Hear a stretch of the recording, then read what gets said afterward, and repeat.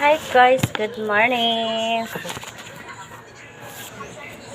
For today's video guys, magluto tayo ng itlog. Meron tayong 4 na itlog at meron tayo ditong corn beef. Tapos magluto din tayo ng tuyo. Ito lang ang ulam sa breakfast namin today. Mara na mo sudan karong buntaga guys. So, 4 ka itlog. Akin na tuyo. Dito alam mo na. Ha?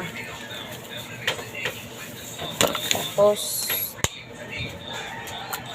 ugma na ko palit og sudan sa merkado kay ugma na ko magpalit og sudan sa merkado guys.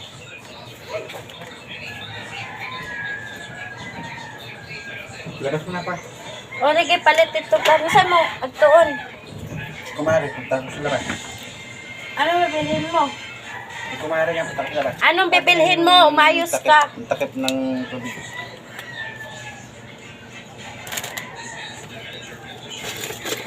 Bili ka rin ng ice. Nutusan mo ko. Sige, ako magbili ng tubig. Ikaw ulag luto. Nutusan mo ko ha. Ay, hindi.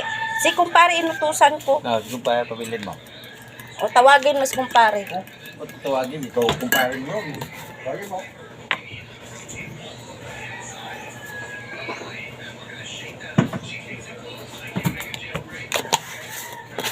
Pangit. Ko. Mo. Ko. Mo. Ko. Mo. Ko. Mo. Ko. Mo. Mo. Yung asawa ko talaga mga asar. So kay mangmuan ni sungugan kaayo. Ni siya guys ang 4 ka buok nga itlog. Ato ni siya unahog luto nya buwad. Nay buwad daghan kayo guys ang buwad oh, ang gipalit. Dili ako yung nagpalit. Akong pares ang nagpalit.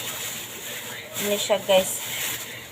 Dari kayo magbuha tag unom ka buok kay ato. Ito niya mag fried rice ta.